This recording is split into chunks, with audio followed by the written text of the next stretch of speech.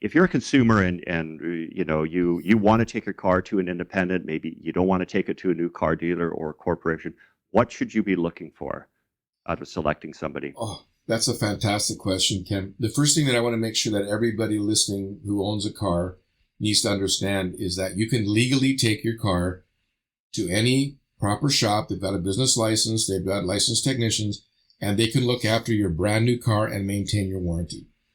So you do not need to take a car to the new car dealer to maintain it, right? Brand new, you drive it off the lot, whatever brand you bought, and your first service can go straight to an aftermarket independent shop, and you can legally maintain that warranty. So that's the first thing everybody needs to understand, is that you have choices of where to take your car. The second thing is look at what their warranty is. The leading shops, the better shops, are offering 2-year, 40,000 parts and labor warranties on the majority of the things that they do to your car. There's a few exceptions, of course, with a couple of electronic items, but for the most part, 2-year, 40. I've got clients that have gone to 3-year, 60 with warranty on your parts. So that, as a consumer, how do you know that a part is good? You don't have the expertise to decide between the quality of one item or another, but that shop is going to back it up with the warranty.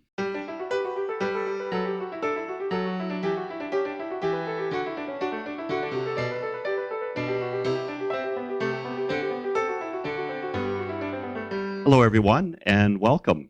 Joining me on today's EV-friendly podcast is Murray Voth. Murray is one of Canada's leading expert in business development of the auto repair and maintenance sector. Murray is a business coach and trainer and offers a number of online and in-person training sessions across Canada through his RPM network. Murray, welcome to the podcast. Oh, thanks for inviting me, Ken. It's great to be here. Well, let's get right into it. Why don't you talk about some of the types of training that you offer and the other coaching services? Sure. And then also, why do you think it's important for independent repair shops to take training? Sure. Well, my first sort of entry-level course, or I guess I would call it a boot camp, is my SMART course. It's 24 hours of training. It's 3 days when we do it live in person, or it's 8 3-hour sessions online live. And it's basic automotive shop management and service advising and service management training. I have another business course, which is some of my clients will say it's accounting for automotive shop owners, and some of them will say it's accounting for dummies. I had to learn the hard way back in my early years in business. And so I've created a way of looking at income statements, balance sheets, and things like that, and helping people connect those numbers to their behaviors. So that's my business course. And then I have mastermind groups. We've now grown to 5 groups of close to 10 shops each.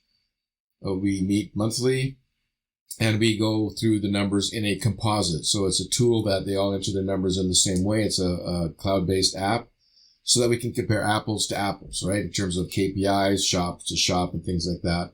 And they can grow that.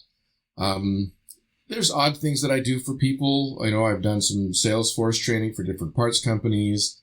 As long as it's related to the aftermarket, I can usually provide a service or provide content. Right.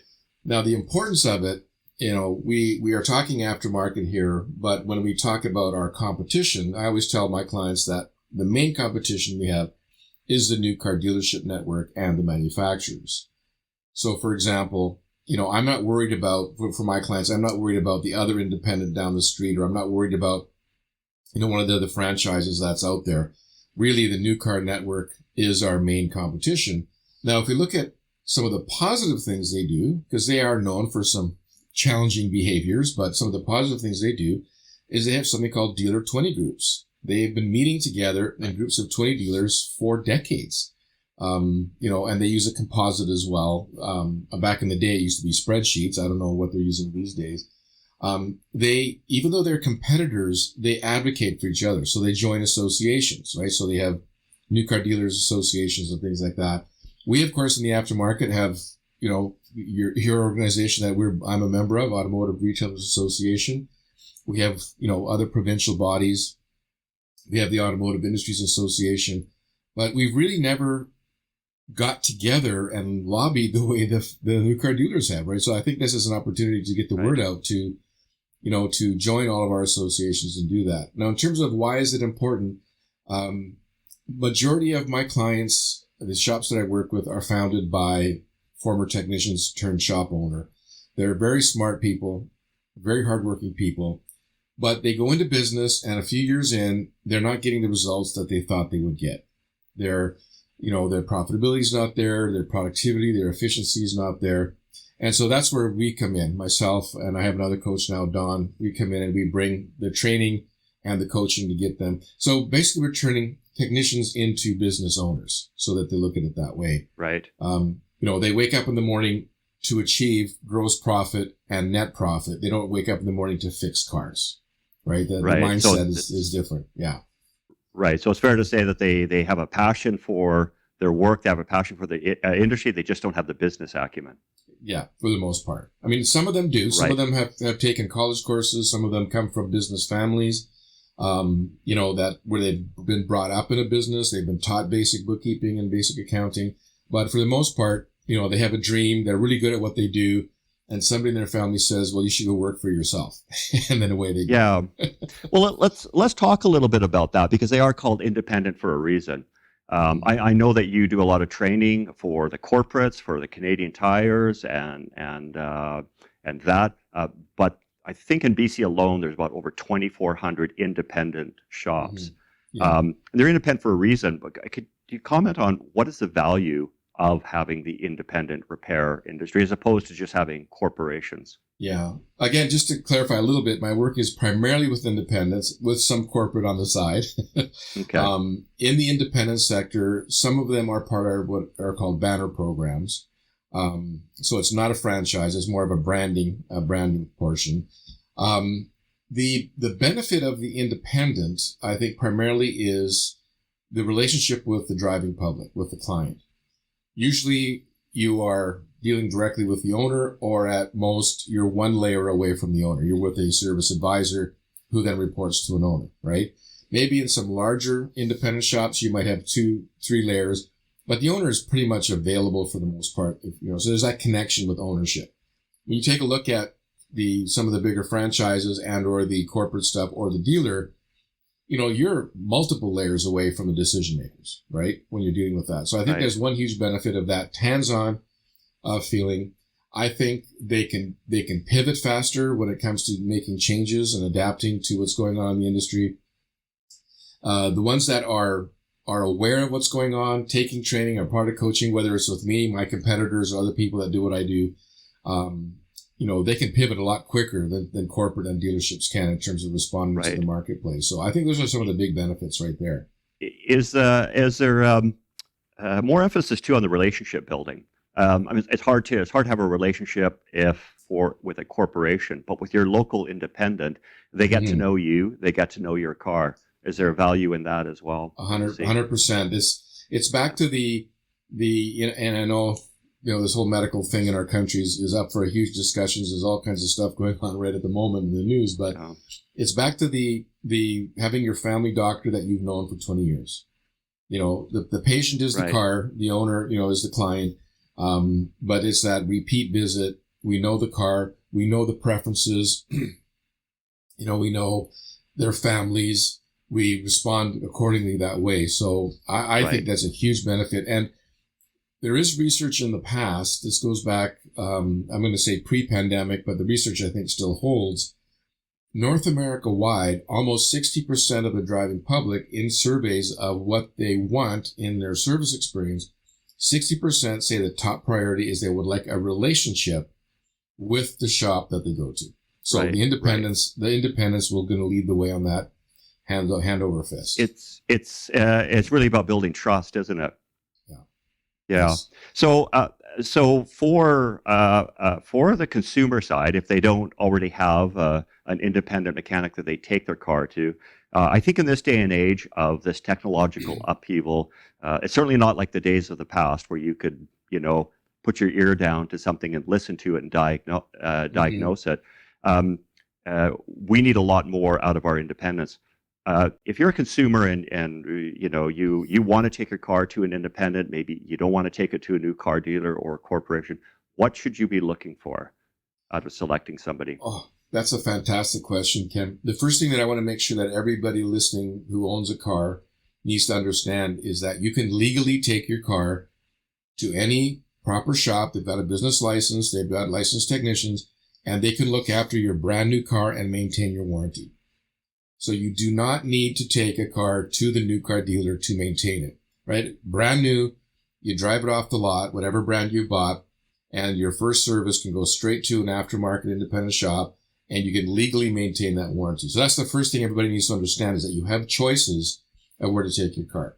The second thing is look at what their warranty is. The leading shops, the better shops, are offering 2-year, 40,000 parts and labor warranties on the majority of the things that they do to your car. There's a few exceptions, of course, with a couple of electronic items, but for the most part, 2-year, 40. I've got clients that have gone to 3-year, 60 with warranty on your parts. So that, as a consumer, how do you know that a part is good? You don't have the expertise to decide between the quality of one item or another, but that shop is going to back it up with the warranty. The other part is ask if they do digital vehicle inspections, DVIs, where they can send you, digital pictures in a report to your phone, to your computer, and you can actually see what the technicians are seeing. That is, the leading edge shops are doing that. There's no additional charge for it. It's always built into whatever their service packages are, their service rates. So there's nothing extra about that. And that gives you a huge opportunity for transparency about your vehicle and communication. The other thing I would say, one last thing, and then I'll give it back to you here, Ken, is when you go to their website, as you search for, car repair near me or mechanic near me, whatever you're searching for, see if they have an option to make an appointment request through their website or online. Not everybody wants to do it online, but if they have that request there, you don't have access to their scheduler per se, but you can at least click on the button, put in your information, and send them off an email. That tells me that shops like that are now, again, have had training. They're keeping up to date with what most consumers are looking for communication. The idea of actually phoning a shop today and being put on hold and waiting to talk to a service advisor, those days are gone. Whereas if I'm busy, I can do a little appointment request. They can email me back and say, sure, Mr. Voth, we can get your truck in on Friday at 9. We set it all up, and then I show up there, and it's just so much more convenient. So, we're not trying to eliminate the personal touch. We're just trying to use technology to enhance the personal touch. Yeah, well, speaking on, segueing into that, marketing. Yes, the old days, all you maybe needed was a yellow page ad or a sign outside your shop. We're living in a different world. Where do you think a lot of shops or independents are going wrong on that front? I don't even think it's good enough just to have a website. I don't think that's working. What advice would you give for them? The reason I'm laughing, Ken, is you probably remember the days of the yellow pages that had A Automotive, yeah, so that they were at the top of the listing there. That's right. Yeah, we don't see that as much anymore. Exactly. So several key things, and again, we're talking to both shop owners and clients and consumers in this podcast. Several things. One is, if they should have a website, it should be mobile friendly. I know there's other terminology for that, but it adapts to any size of a screen. The phone number on a desktop should be on the top right of the view of the client, so that it's right there. It just has to do with research on how our eyes use a screen. On the mobile device, the phone number should be at the very top, and it should be hyperlinked. I should be able to tap it with a finger and have it dial you that way. Again, an appointment request button on that website is really important as well. The second thing is the Google Business Profile. Is using that Google Business Profile, keeping it up to date, using it to interact with Google and with the driving public, because, for as much as we talk about, big bad Google, on the one hand of things, the other hand of things is Google is into it for the user's experience. Their algorithms and their AI and their engineers are watching how people use Google, right? Mm-hmm. So then they reward shops. Let's use shops. That's who we're talking to here. they reward shops with free SEO, right? Search engine optimization, if the website and the Google business profile is easily interactive by the client. So in other words, if it takes too long to load, the client moves on. They move to the next one, right? And Google knows that. So they reward shops that load quickly with better SEO. So, keeping your people up to date. I have to tell you, Ken, during COVID, I had learned about the Google business profile already prior to COVID. I was already actively using it for my business and actively coaching it with a few people. We hit that thing hard in COVID to communicate the policies, the shop policies, and are we open, or what are we doing, and how are we handling it? And most of my clients made it through the pandemic with very healthy business, net profits and stuff. Absolutely. And there was other people I talked to who suffered for 2 years. And I found out that one of the key things was they didn't use the Google business profile. So, right. The other thing I noticed during the COVID time was the use of social media. Yes. Because I think a lot of the independents are maybe more older school and they're not that savvy on social media. But that could be a powerful tool. And I know several even of our EV friendly repair facilities are very active in engaging those communities, the EVs, answering their questions on social media. Yes. Yeah. That could be very time consuming as well. Is it advisable to farm that out or? Yeah. So I have a really good client who said to his peers in his group, he says, you guys are good at the media. He says, you're not very good at the social. So, they're putting out posts on a regular basis and stuff like that, but they're not engaging with their business page or even on their personal notes. So like you said, and I know that he is actively engaged on, EV groups, right? He's part of a 4x4 club on a social media platform. He's part of a young dads of that town, right? So the town where he lives, he's part of a young parents association, and they discuss parenting challenges. He's part of a hunting club because he likes hunting. He's part of a mountain quad club, and he interacts sincerely on the basis of those interests. But as people get to know him, they begin to ask him questions about his business, what he does, and he gets a lot of appointments out of that in a very transparent sort of service type of a way.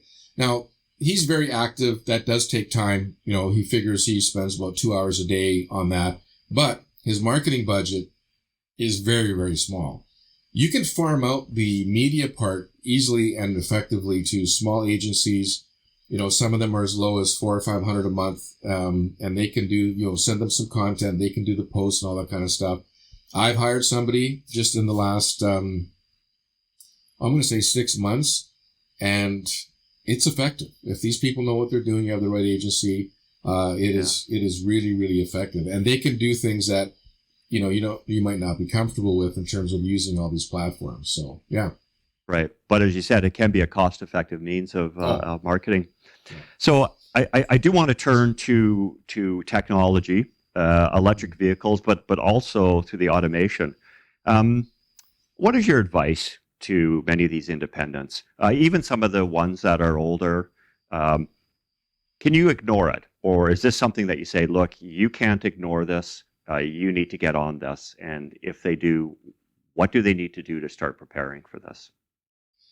I've been asked this a lot in the last several years. So, my first answer is run your business, operate your business like a business professional. Understand sales, margins, gross profit, managing your expenses. Understand at least some of the basic key performance indicators, things like efficiency, productivity, sold hours per technician per day, right? Things like that. Understand all of that and run that business.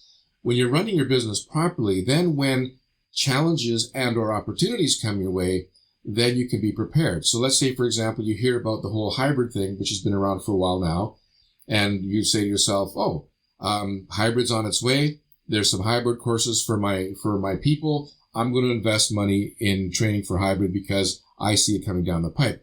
Because they have profits and they have a budget for training, they can be early adopters as a shop owner, right? Right. Obviously, a lot of cool things are happening in British Columbia right now, at BCIT, through EVfriendly, through the ARA.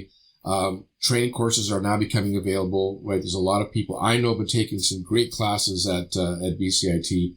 But prior to this being available, I had clients that were flying to Boston, Massachusetts 3 or 4 years ago, pre-COVID, to get hybrid training from a guy that specialized in there. But they had the money to do it. So then, along comes the EV whole process, and, we're watching, the adoption of it. We're watching the supply chain issues with it. We're looking at the grid and the power issues that are coming along with that. We're looking at a whole shift in how people drive. Restaurants and food chains are now looking at setting up kiosks at charging stations so that you can grab a wrap while you're charging your car, right? There's a new way of looking at that whole piece. And I think just owners of shops that are willing to invest in training, invest in people, listen to what's happening, understand their marketplace to a degree. There is information available from different sources about how much percentage of cars are in your marketplace.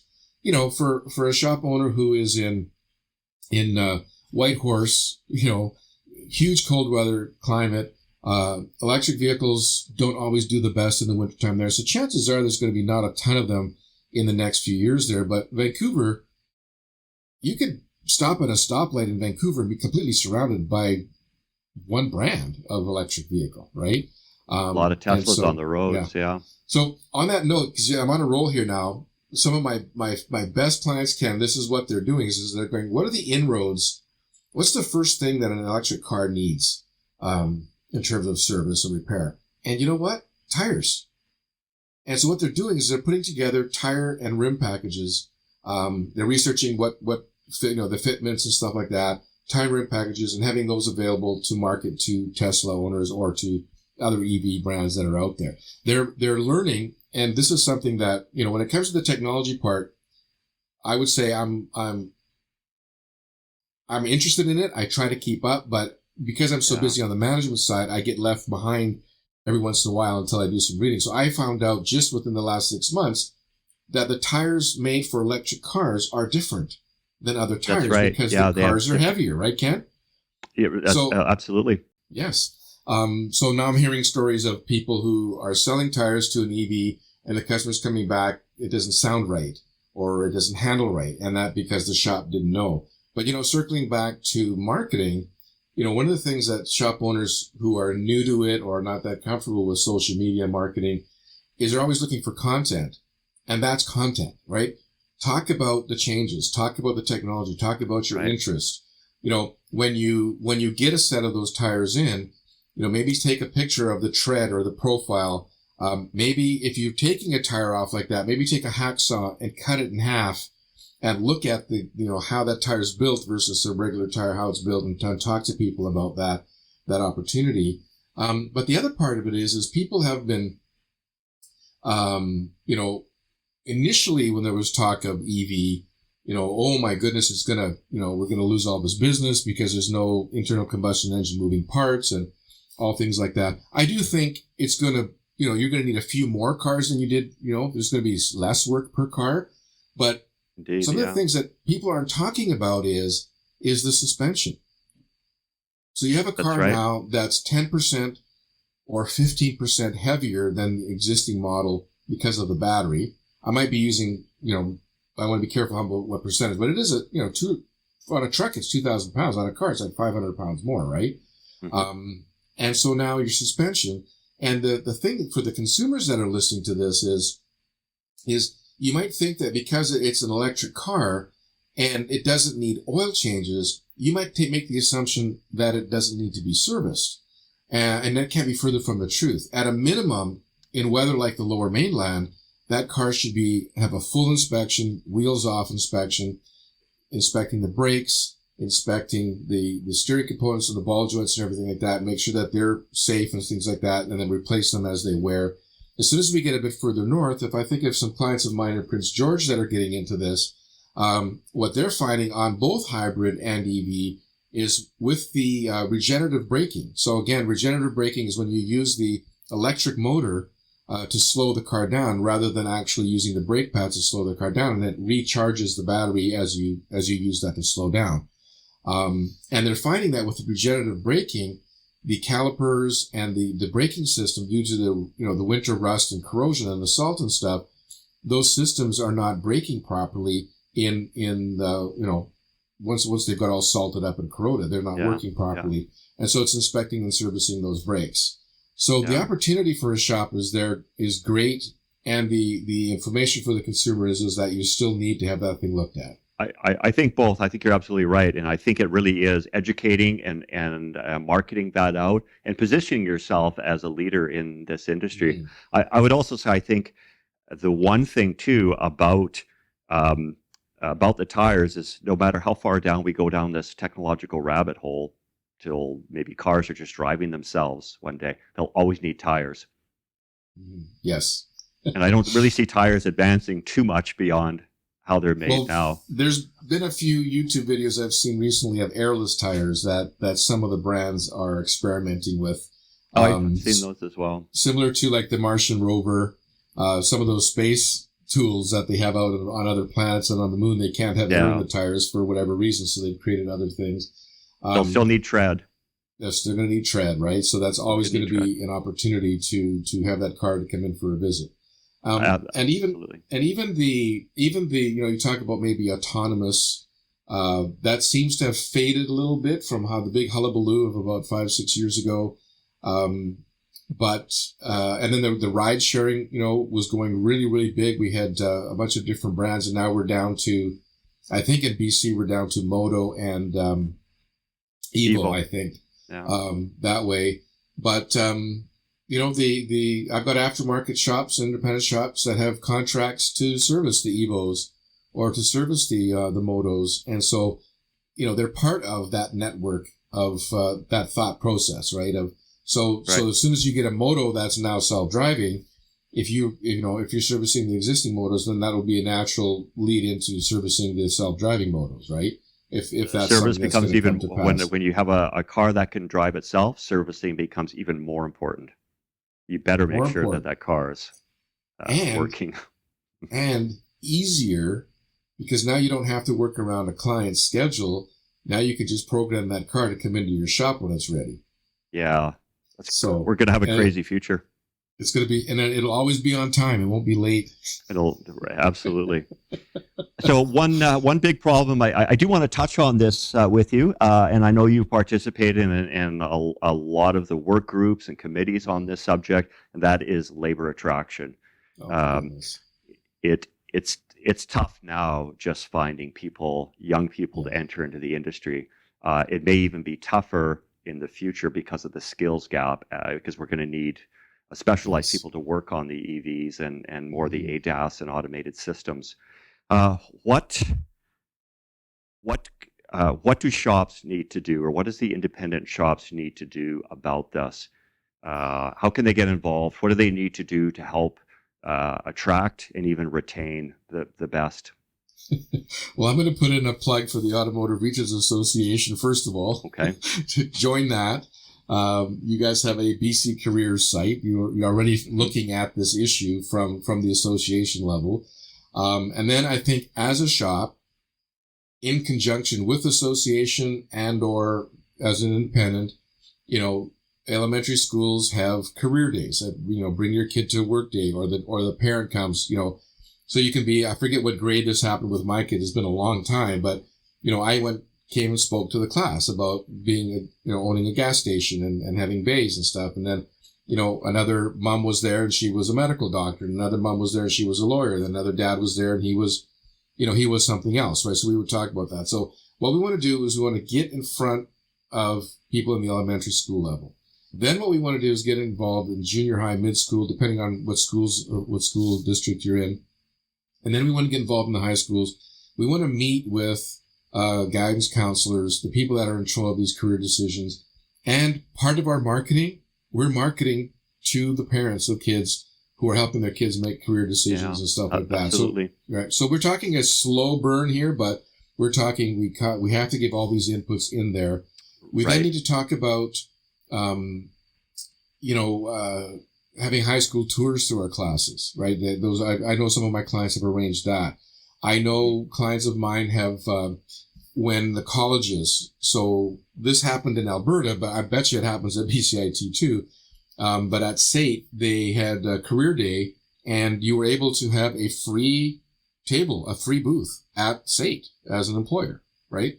So having a booth there as an employer and talking to the people, to the students that are there, even if they're not in a technical career path, just having a booth there to open up that conversation. Yeah.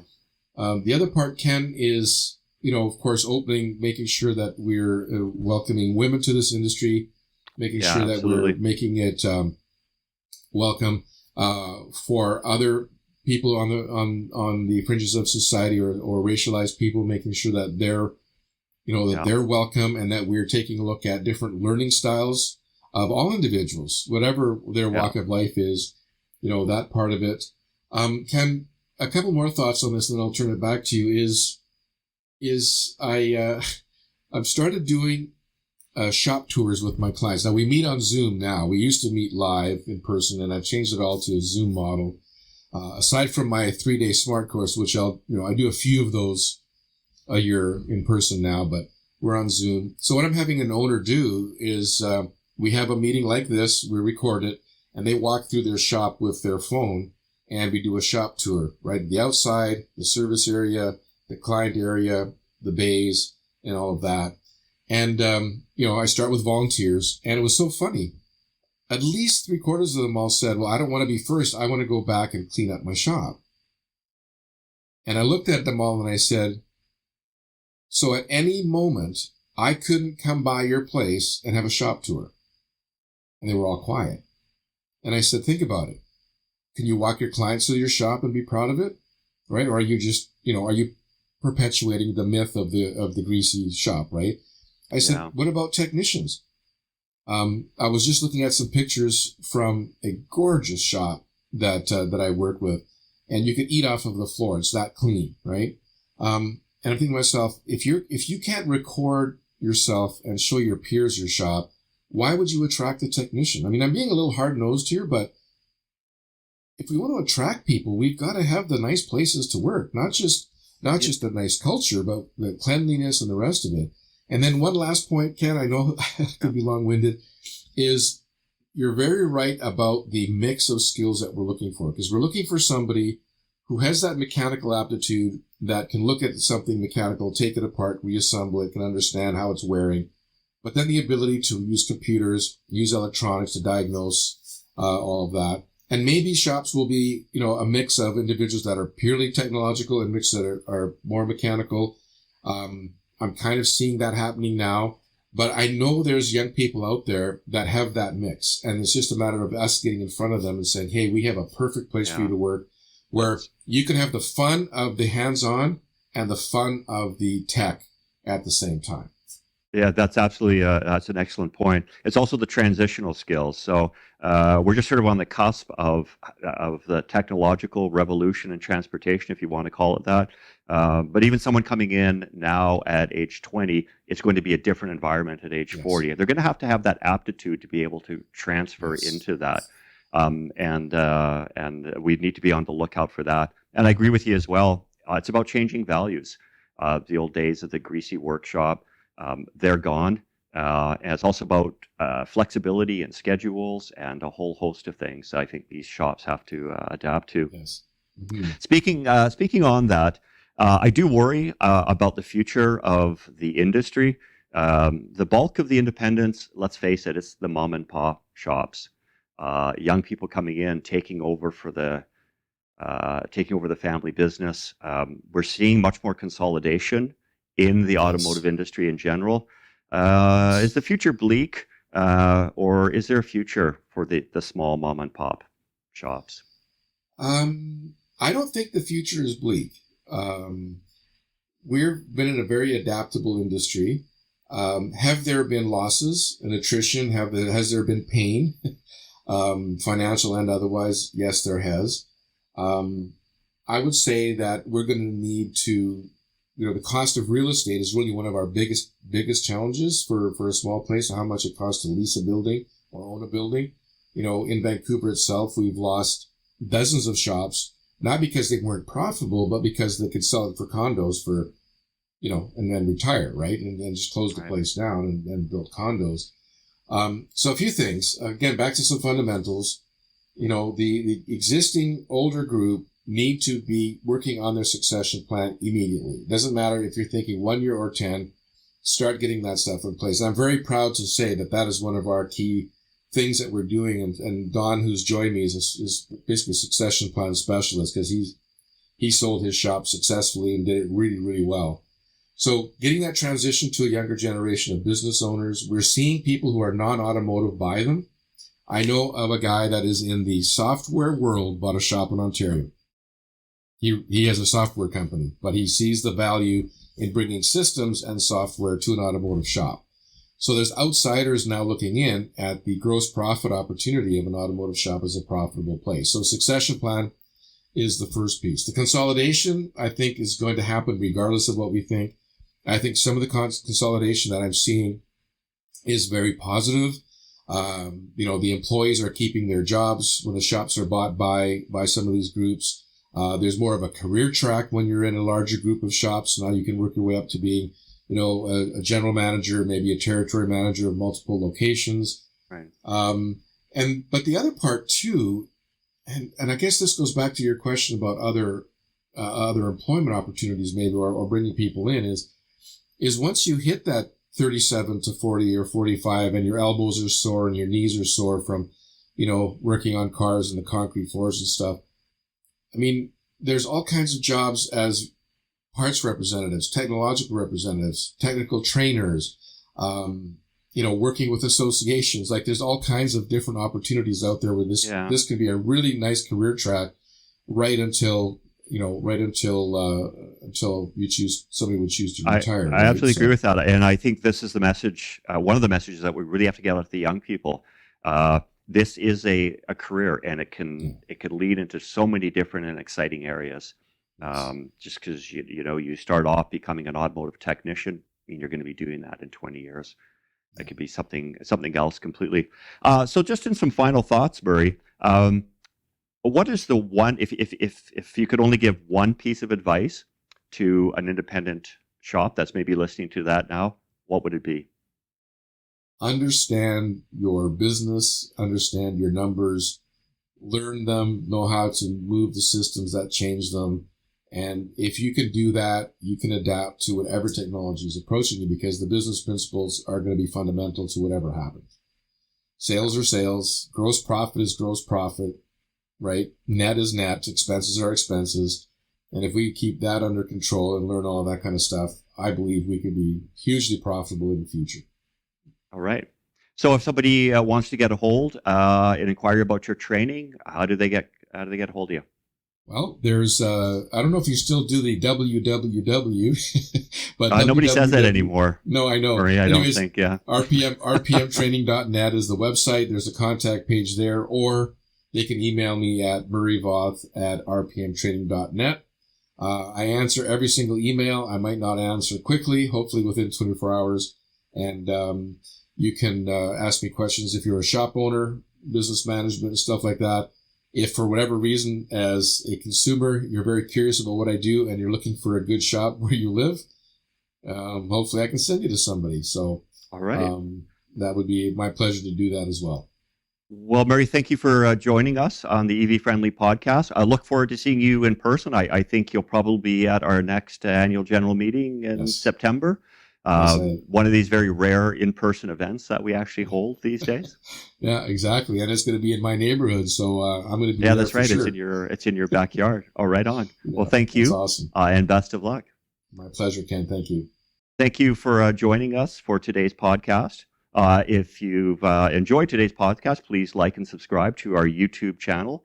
And if you don't have time to watch a full video podcast, you can check out our audio podcast on Google, Spotify, iTunes, or wherever you download your podcast from. Thank you.